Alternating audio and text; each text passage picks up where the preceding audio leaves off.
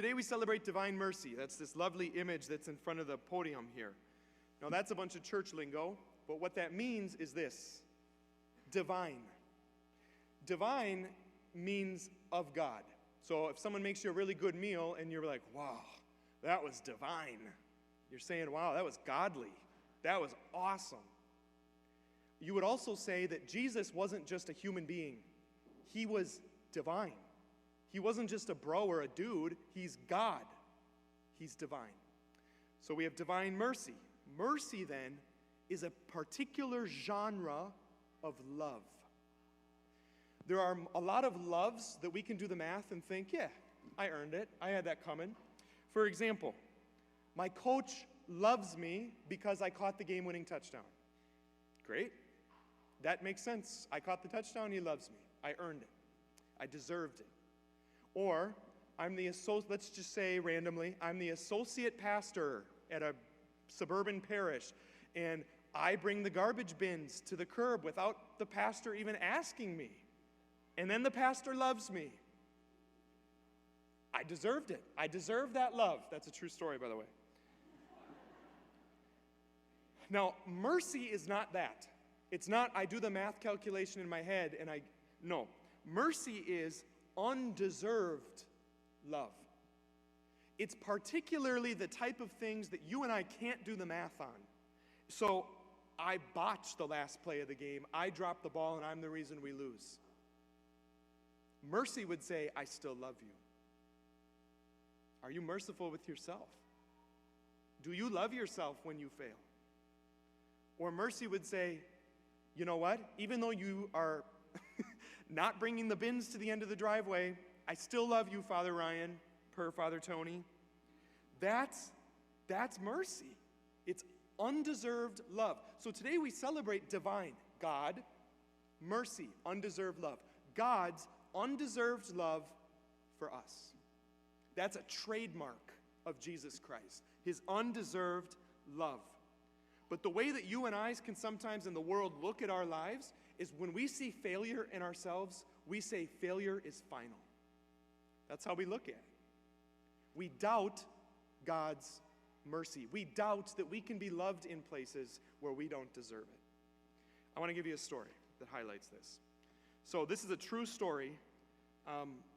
Some of you may have heard it before. I reflect on this story often, so if you've heard it before, just bear with me. But the story goes that there was this relatively young priest, and he was visiting a couple parishioners in the hospital. And this was in Poland. And so he goes to visit his parishioners, and he's on his way out of the hospital, and all of a sudden this nun stops him.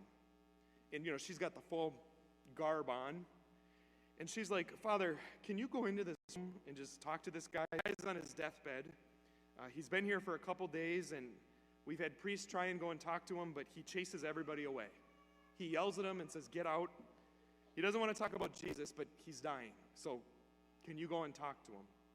The priest is like, whatever. So he goes in there.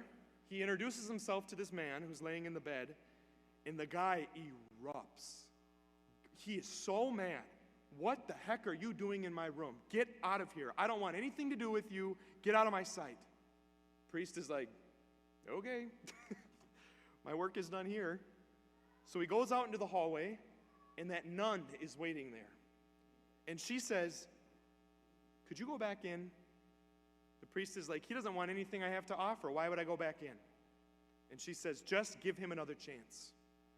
And so reluctantly, the priest goes back into that hospital room, and he just very calmly says, look, I'm not going to ask if you want to go to confession. I'm not going to ask if you want communion. But is it okay if I just sit here and quietly pray the Divine Mercy Chaplet? Is that okay? That's the prayer. Again, we're celebrating Divine Mercy. That's the prayer. It's similar to the Rosary that repeats that for the sake of his sorrowful passion, have mercy on us and on the whole world. For the sake of Jesus dying on the cross, Lord, I pray that I could actually let you love me in those places where I don't feel worthy. That's what you're saying on repeat when you pray that prayer. And so the old man says, basically, whatever you want, I don't care. Fine, you can sit there.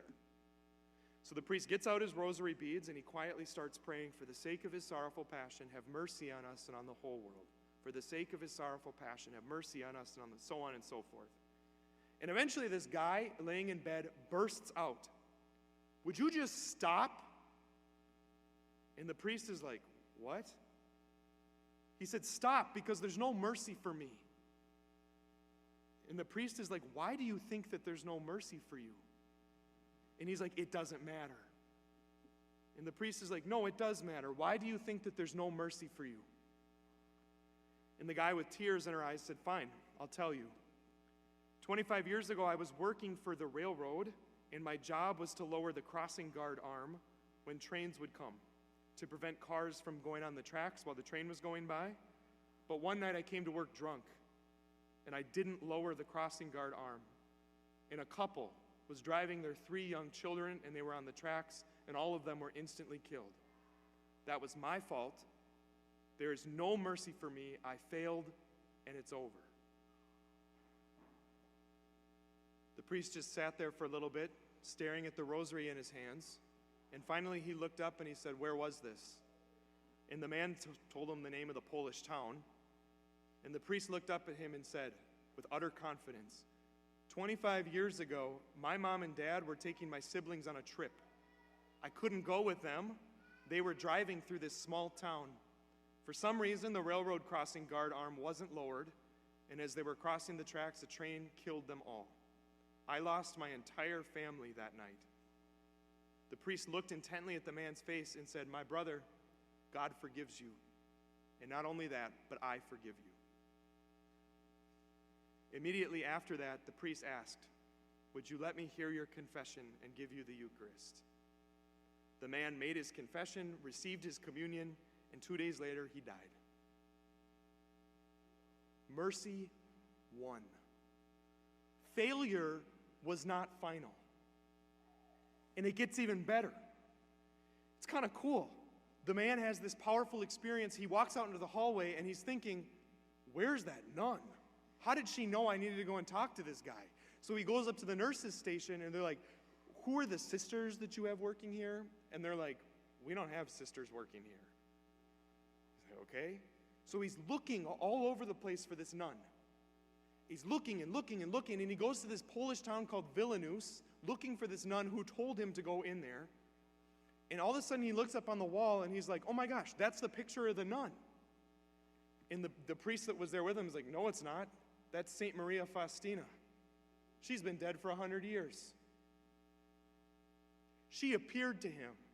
She told him, she's the saint that gave us the Divine Mercy Chaplet and the Divine Mercy image. She told that priest to go into that room, and so that those two could have that experience of divine mercy." My brothers and sisters, in your life, whatever garbage, whatever sin, whatever mistakes that you have gone through, failure is not final. You want to honor Pope Francis? One of the best ways that you could honor him as a mercy pope is to accept the mercy of God.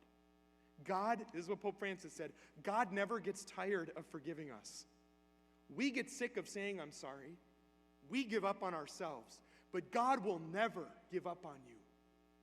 And so today I ask you, will you let him love you in the places where you don't deserve love?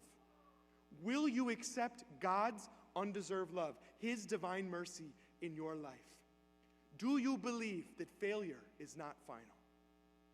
That's the good news of the gospel. That's what we believe. Open up your heart. Receive his mercy today.